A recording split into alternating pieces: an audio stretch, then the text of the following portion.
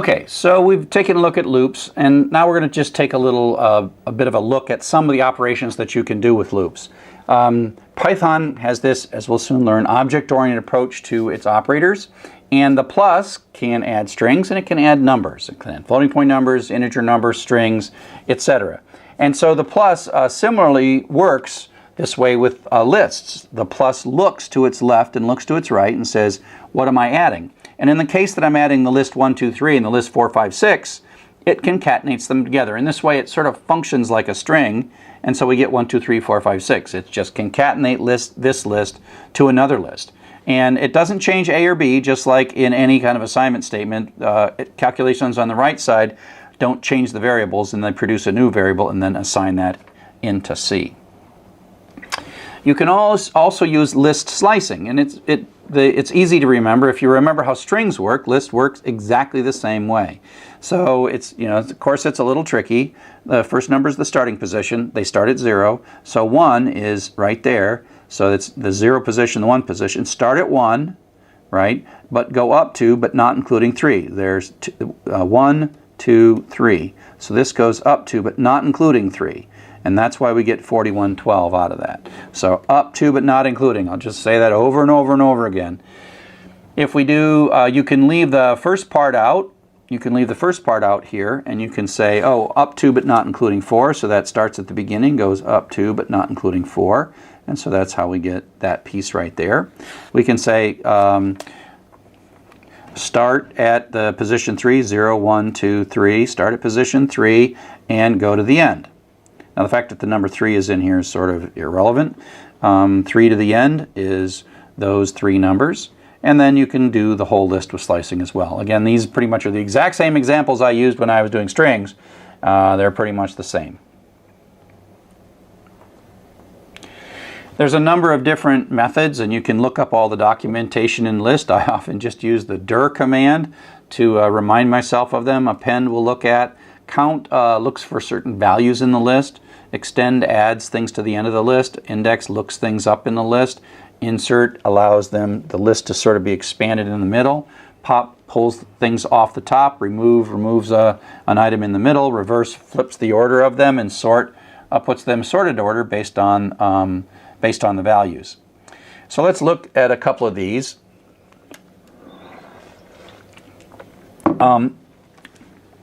So if we build a list from scratch, we have a way to ask for an empty list. There are a couple of different ways to ask for an empty list.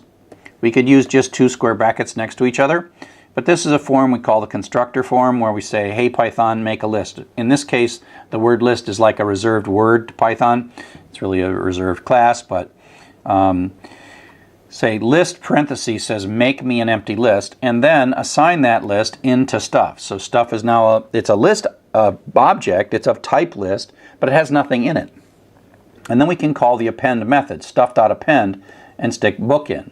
And then we say, oh, and that knows how long, the stuff knows how long it is, where the end is, and how to add something to it, and then add a 99 to it, and we print it out, and we got book and 99, reminding ourselves that lists, while they're often the same types of variables, same types of values in the various positions in the list, it doesn't always have to be that way. Then we say, oh, we'll stuff that append cookie. You can keep on going, and then we end up with 3 things and the cookie. We have an in operator. It works pretty much like the in operator in a string. Is 9 in my list? And that's pretty simple, and the answer, of course, is yes, 9 is in my list. Is 15 in my list? Looking through, no, it's not. 15 is not in my list. And then there's the not in operator. You can think of that as kind of like one operator. Is 20 not in the list? And the answer, since it's not there, is true. And so that's a way to just, it's kind of like starts with or in for strings, same kind of stuff. Lists are in order, and they're sortable. And so this is something that we take good advantage of. A lot of what computers want to do is sort stuff. Look all these things up, append them, and then get them sorted.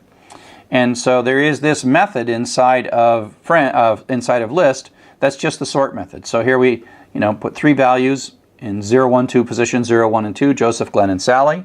And then we tell the list to sort itself, and then we print it out. Now this is actually sorted the list in place, which is different than upper and lower, because if you remember, strings are not mutable, but lists are mutable, and so you say, hey, just sort yourself. Okay, and so just sort yourself, and then it sorts it, and then it's in alphabetical order, Glenn, Joseph, and Sally. I happen to be clever. I only put strings in there, and I put my uppercase and lowercase in a very consistent pattern, but the list has changed. And if I look at list sub 1, that is the second item, which is Joseph, that prints out right down there. There's a whole bunch of built-in functions to help manipulate lists. The other things I was showing was sort is a method that's part of lists, but there are other functions that take lists as their arguments. We already talked about the len function, tells you how many items there are.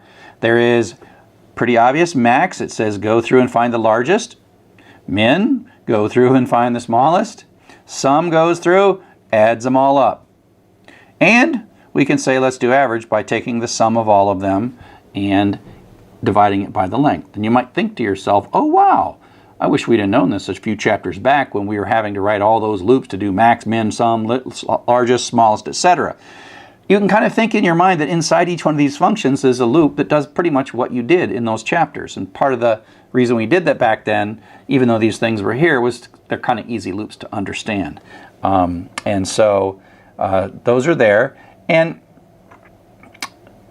And basically there allows two different ways of building loops to do the maximum minimum. Now it's not necessarily all that much easier to to do something using these, because you either can do them the old way or you can make a list and then use these functions. So let's take a look, and I'll just say that these two bits of code are doing the exact same thing. And what they are is they're implementing a program that's going to repeatedly ask for numbers until we type the word done, and then it's going to compute the average and tell us what they are. And so using sort of the stuff from the loop chapter, we start with a total variable and a count variable, set them to 0, and then we read a number, we check for done to break out, but then we convert it to a floating point value. And then we say total equals total plus value and count equals count plus 1. And so this is going to run over and over and over again, however many times we're going to do this. And then it's going to pop out, and when it's done, it's going to have this value of total. The running total will become the overall total divided by count, and it'll print the average out. Okay? And so that's kind of how we would have done this before we knew how to do this with lists. Now, let's take a look at the other one. In the other one, we say, let's make an empty list. Remember, this is that constructor syntax that says to Python, make me an empty list and assign the empty list. It has nothing in it, right? But it is a list, has nothing in it, into the variable num list. Now we're going to write another loop. This part here is the same, these 3 lines. Read the number, if it's done, quit, and convert it to value. But instead of doing the actual calculation right now, what we're going to do is just append it to the list. So the list will start out empty, then the 3 will be in the list, then the 9 will be in the list, then the 5 will be in the list. So we're appending, each time through the loop, we're appending into the list. So we're just growing the list every time I read a value, instead of actually computing something with the value that we've got. So in either case we get value, and in one case we append it to the list.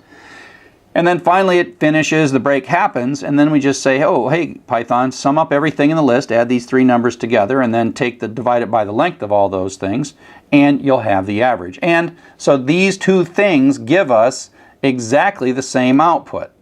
Now there is one difference. If there was like 1 million or 1 billion numbers, they actually have to all be stored in the memory simultaneously, whereas here it's actually doing the calculation of the billion numbers and not using up so much memory. For most of the things that you're going to be doing, the difference in memory, there is a difference in memory. This one here uses more memory, but I can't draw very well. More memory. It uses more memory, but it doesn't really matter by the time it's all said and done. And so for you, the difference between these things is not all that significant, but it's important to understand that they're just 2 techniques to accomplish the same thing with lists.